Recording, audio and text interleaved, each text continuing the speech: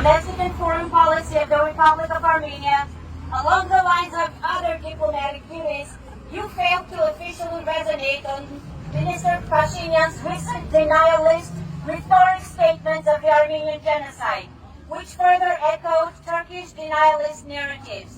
His senseless and reckless statements ignore the decades of historical research on the Armenian genocide conducted by Turkish, German, British, American, and Armenian scholars, among others, stand in the way of the ongoing struggle for justice for the victims of the Armenian genocide and create a dangerous geopolitical dynamic, especially in the context of Azerbaijan's recent genocide of Artsakh Armenians and its ongoing threats to the Republic of Armenia.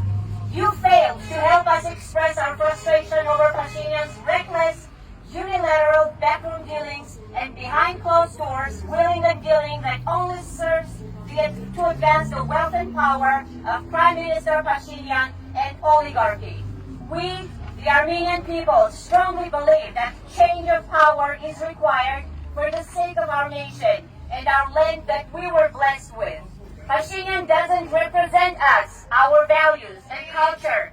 Pashinyan lacks the background, patriotism, sense of belonging and commitment to fully recognize and cherish centuries-old Armenian heritage. He's a phony installed by Azerbaijan and Russia to carry out their agenda and permanently and totally destroy Armenian land of our ancestors and our future generations.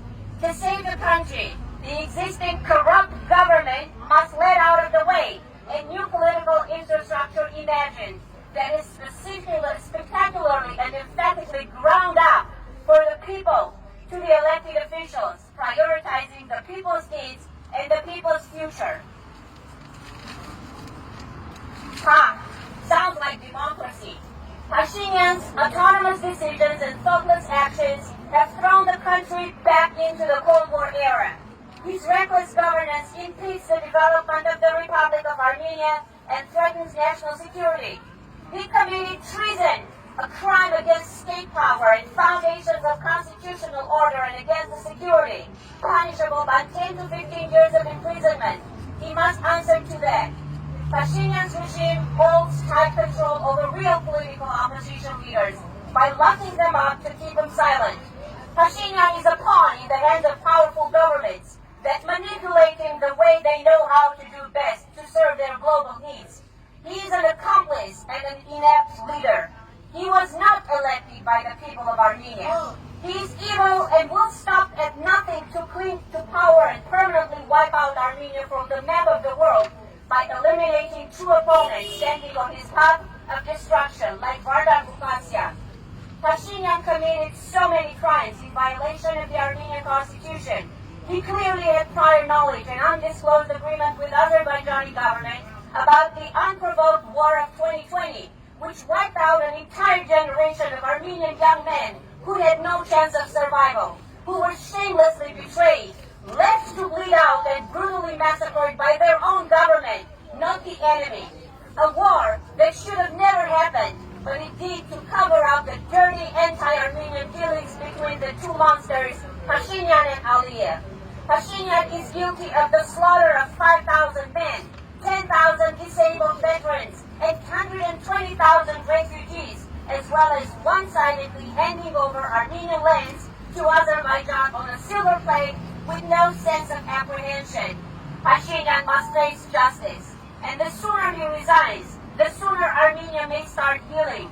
He must face justice with full force of the law for incompetent governance, large-scale public corruption, violations of national security protocols, putting the country and people in danger of yet another genocide and occupation, forcing inadequate policies and directives, misconduct of government officials, abuse of power, misuse of public funds, unlawful considerations for constitutional amendments, unlawful extradition demand to run over an unspoken political opponent such as Vardan Ghukasyan by fabricating criminal charges beyond any conceivable creativity. And every time someone demonstrates courage to demanding change, it strengthens the backbones of others, encouraging them to join in as co-advocates. And that's what we're here That's what we're doing here today. Supporters of Vardan, Ghukasyan, and advocates of democracy and human rights.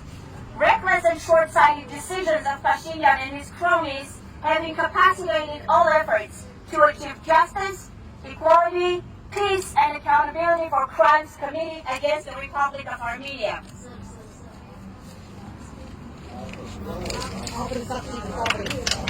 Armenian people have endured decades of injustice, systemic aggression, and violations of fundamental human rights by its leaders. It is the responsibility of the Armenian government to utilize every legal tool available to ensure accountability, deter further aggression, and establish a framework for justice and peace instead of using all resources to extradite a political opponent from the United States in order to eradicate and murder him. And for that, we need a new government and a powerful leader. Pashinyan failed the Armenian people. He is a disgrace to the entire nation. Our case for justice is very strong. Nikol Pashinyan is the #1 enemy of the Armenian people. And he must be fully responsible for the crimes he committed against the Republic of Armenia. The pursuit of justice through legitimate legal mechanisms is a fundamental pillar of international law. Consequently, to save the country from further falling into the abyss, we, the Armenian people, are calling for immediate resignation of Prime Minister Nikol Pashinyan. We condemn decades of abuse of power by the Armenian government. We condemn massive public corruption and entrenched problem in Armenia, involving the very highest level of government, whilst the Armenian institutional framework for preventing and curbing corruption has remained inadequate. We condemn the corrupt justice system of Armenia. We condemn engineered election system of Armenia. We demand the immediate withdrawal and dropping of fabricated criminal charges against opposition leader Vardan Ghukasyan. We call for his immediate release and freedom. The pursuit of justice through legitimate legal mechanisms should not become an expendable tool to be traded away by Pashinyan at the bargaining table. Calling for riddance of public corruption, punishment of treason, freedom of speech and expression should not be criminalized.